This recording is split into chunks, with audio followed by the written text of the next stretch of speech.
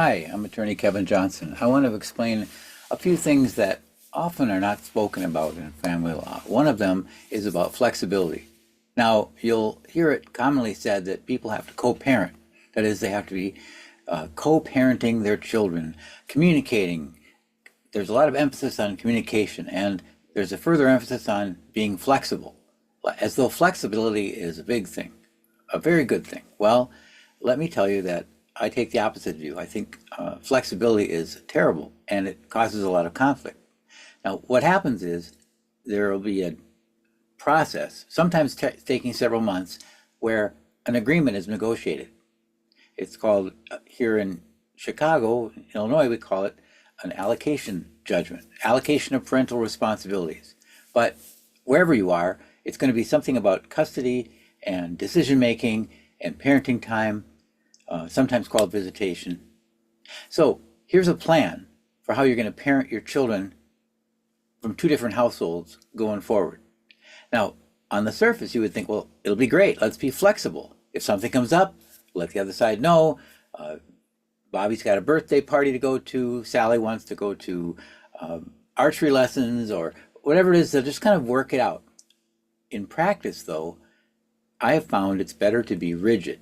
Now, this really cuts against the grain. People don't often believe this, but let me explain. If you take the parenting agreement and that schedule that you have, whether it's every Wednesday, overnight to Thursday, first, third, and fifth Friday to Monday, whatever that schedule is, and you just live with it. I compare it to being neighbors, where you each have a backyard and you have a fence between. What you want the parenting schedule to be is like a 7-foot high fence with the fence post set in concrete. And you can't see over it. That's why I say 7 foot high, because you can't see over it. You don't know what's going on in the other parent's household. And when your children come through, all they do is they come through a little, maybe you could think of it as a little gateway, a little door. They don't carry any baggage with them.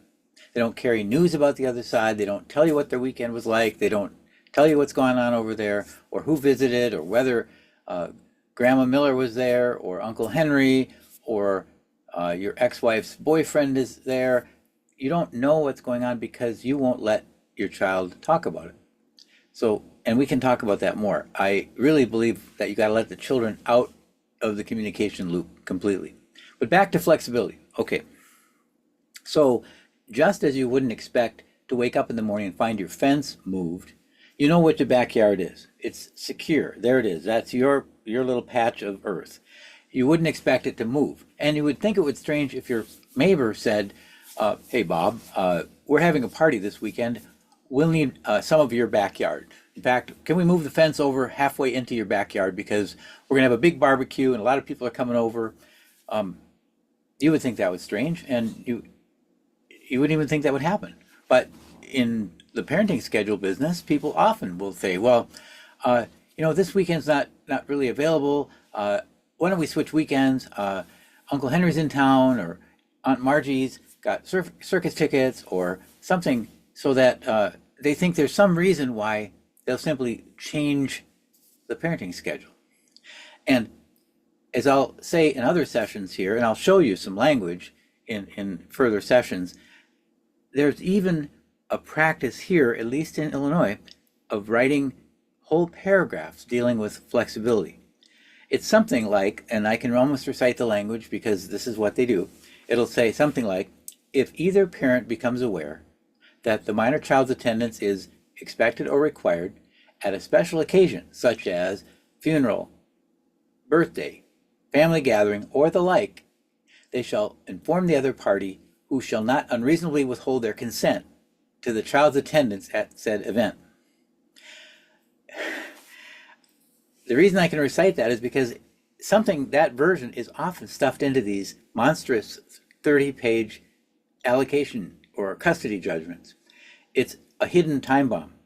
What happens then is almost any occasion fits the category of special occasion. Well, we've got circus tickets. Uncle Henry's in town. Oh, by the way, there's a birthday party, classmate birthday party, whatever it is. And they can then say, well, that's a special occasion. Hey, you're not supposed to withhold your consent. In fact, that means you can't say no. And we're going to take this weekend, and yeah, we'll make it up to you later. Don't worry, we'll make it up to you later. And so all of a sudden, it becomes like wheeling and dealing. Now, at the heart of this idea of communication, which I think is bunk, by the way, the idea that the parents need to communicate better, the parents need to communicate better, I don't think so. The problem is not that they need to communicate better, it's that the language of the parenting agreement is written so they have to communicate. They have to negotiate constantly, every other weekend. Vague words like the parties shall each have half of spring break, or other vague phrases and clauses and paragraphs in these parenting agreements which require negotiation. We'll talk more about this. That's all for now. I'm attorney Kevin Johnson. Would you like to talk about this more? Call me. My number is 312-493-4241. 312-493-4241. I look forward to talking with you anytime. Thank you.